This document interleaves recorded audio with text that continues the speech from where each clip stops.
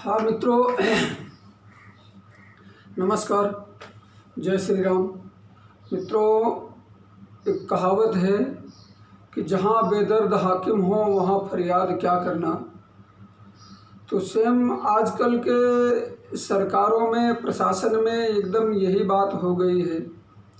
अभी 2-3 दिन से एक घटना जो कि बहुत ही परेशान करने वाली घटना है, अमेठी में जामो थाना क्षेत्र उत्तर प्रदेश के, वहाँ की घटना सुनने के बाद बहुत तकलीफ़ हुआ कि न्याय पाने के लिए आत्मदाह करना पड़ा।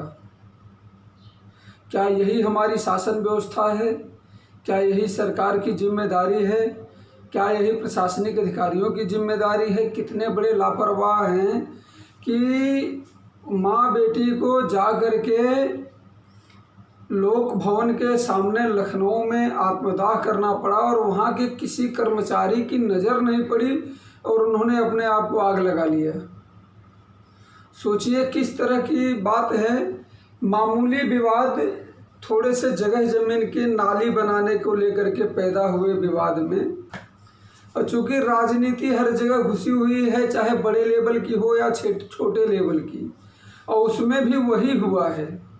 MIM का कोई नेता है वहाँ का लोकल कदीर, और कोई कांग्रेसी नेता है अनूप पटेल। इन दोनों के वजह से जो है, इन दोनों का नाम आया है पुलिसिया छानबीन में, और असली हकीकत क्या है ये तो भगवान ही जाने। लेकिन वो नाली बनाने के विवाद को लेकर के किसी अर्जुन साहू से विवाद हुआ उन लोगों का, और ये चाहते तो लोकल लेवल पे, प्रशासनिक स्तर पे, थाने के हिसाब से या अपने ज़िले स्तर के हिसाब से इस मामले को वहीं पे निपटाया जा सकता था, मामले को सुलह समझौता कराया जा सकता था। कोई बहुत बड़ा इशू नहीं था। लेकिन ये लोकल राजनीति जो है और थाने पे प्रेशर, थाने के दरोगा की बेईमानी और जो है, ये काफ़ी परेशान करने वाली चीज़ है कि ये एक थाने की बात नहीं है, हर थाने की बात है कि हर थाने पे दलाल बैठे हैं, हर थाने पे लोकल नेता बैठे हैं, और ये लोकल नेता जो है ये न्याय को प्रभावित करते हैं, थानेदार को प्रभावित करते हैं, अपने राजनीतिक पार्टी का वर्चस्व दिखाते हैं। उसके वजह से आम नागरिक को किस तरह से मजबूर होना पड़ता है आत्मदाह के लिए, यह एक सोचने की बात है। इस पे लगाम लगाने की ज़रूरत है, और सरकार को ये सुनिश्चित करने की ज़रूरत है, प्रशासन को, कि थाने के आसपास या जो भी जहाँ पे प्रशासनिक कार्रवाई की बात है वहाँ पे दलाल और ये जो लोकल लीडर हैं इनकी चमचागिरी न चले। इनके वजह से आम आदमी बहुत व्यथित है। ये कहने के लिए जनता के लिए काम करते हैं, लेकिन ये जनता के लिए काम नहीं करते हैं। ये लोगों को आपस में लड़ाने भिड़ाने का काम करते हैं। इनका पेशा है कि किस तरह से लोग लड़े भिड़ें और लोगों के बीच में हमारी पैठ बने, लोग हमें पूछें, और लोग पूछते हैं भला ऐसे। अब पूछना इनकी मजबूरी ये है क्योंकि जो हमारे प्रशासनिक अधिकारी हैं, थानेदार हैं, दरोगा हैं, जिला कलेक्टर हैं, जिला SP हैं, ये लोग अगर अब ईमानदारी से काम करें, पब्लिक के विवादों पे या पब्लिक के तकलीफ़ों पे बराबर ढंग से ध्यान दे, तो इन लोकल लीडरों की ज़रूरत नहीं पड़ेगी, सोर्स लगाने की ज़रूरत नहीं पड़ेगी। लेकिन यहाँ तो ऐसी कंडीशन है कि थाने पर FIR उसी की दर्ज होगी, या तो बापूजी हों और या तो कोई लीडर हो जान पहचान का, कोई दलाल हो जान पहचान का, तो काम होगा, नहीं तो नहीं होगा। और जब ऐसी कंडीशन आती है तो आदमी के सामने क्या करे, मरता क्या न करता, आत्मदाह करने की नौबत आ जाती है। और ये आत्मदाह जो है, ये जिम्मेदारी पूरी तरह से प्रशासनिक फेलियर की है, और प्रशासन फेल है।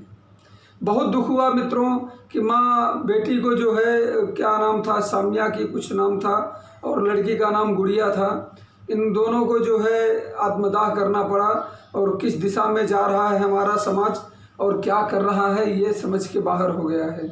वहाँ के ग्राम प्रधान जो होंगे, लोकल लेवल के जो ग्रामीण स्तर पे अगर चाहते तो मामला निपटा सकते थे। अगर मान लीजिए ग्रामीण स्तर पे नहीं निपटा तो प्रशासनिक स्तर पे तो उसको ज़रूर निपटा देना चाहिए था, लेकिन प्रशासनिक स्तर पे नहीं निपटाए। प्रशासनिक लापरवाही की वजह से आज वो माँ बेटी कठिन परिस्थितियों में आधी जली हुई और जीवन मृत्यु से जूझ रही हैं लखनऊ के हॉस्पिटल में।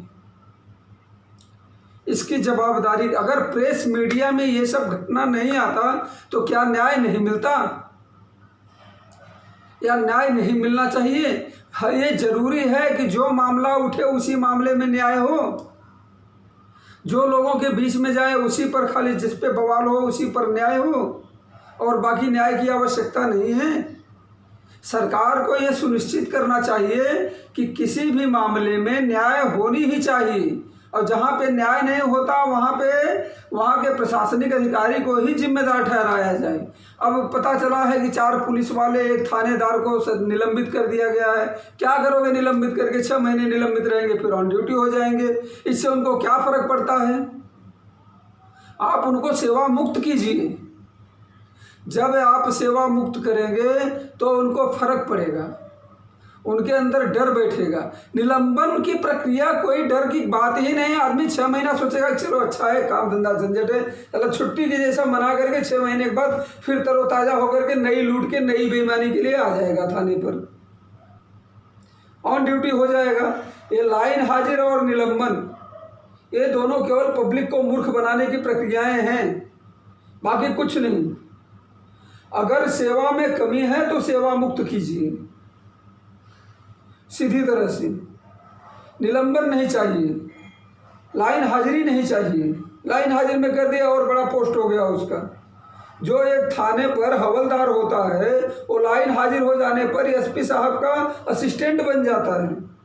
वो हवलदार एक दरोगा को ऑर्डर देता है, सीओ को ऑर्डर देता है कि साहब ने ऐसा बोला, तुम करेगा कि नहीं? डपटता है, डांटता है जो लाइन हाजिर होता है। लाइन हाजिर का मतलब एसपी के ऑफिस में अटैच कर दिया गया, उसका पावर बढ़ गया। तो लाइन हाजिरी सजा है कि इनाम है? ये प्रश्न है कि लाइन हाजिर जो करते हो वो सजा होता है कि एक इनाम होता है? ये तो इनाम हो गया। तो लाइन हाजिर करने की ज़रूरत नहीं है, निलंबित करने की ज़रूरत नहीं है, सेवा मुक्त कीजिए उसको। और उसको जो भी उसके पीएफ सीएफ है सब जब्त कर लेना चाहिए, क्योंकि जब सेवा में त्रुटि है तो सेवा का कोई भी फ़ायदा उसको मिलना नहीं चाहिए। ये बहुत ही आहत करने वाला है, और इसी वजह से एक सीधा साधा शरीफ इंसान भी अपराध की दुनिया में कदम रखता है। अपराधी बनाने का काम पूरी तरह से प्रशासनिक स्तर पे ही होता है। नहीं तो हर आदमी चाहता है कि हम शराफत की ज़िंदगी जिए, शरीफों की तरह जिए, इज्जत से जिए, हमारे से जनता की चर्चा हो चारों तरफ। लेकिन मजबूर जब होता है, जब आदमी एकदम से मजबूर होता है, कहीं से कोई रास्ता नहीं दिखता, उस समय आदमी अपराध की दुनिया की तरफ जाता है, और इसकी जिम्मेदारी पूरी तरह से प्रशासन की है। बस मित्रों, यही है जो भी है। मेरा वीडियो अगर सही लगे, उचित लगे तो हमारे इस चैनल को सब्सक्राइब कीजिए और शेयर कीजिए, लाइक कीजिए, कमेंट के द्वारा आप हमें सुझाव भी दीजिए।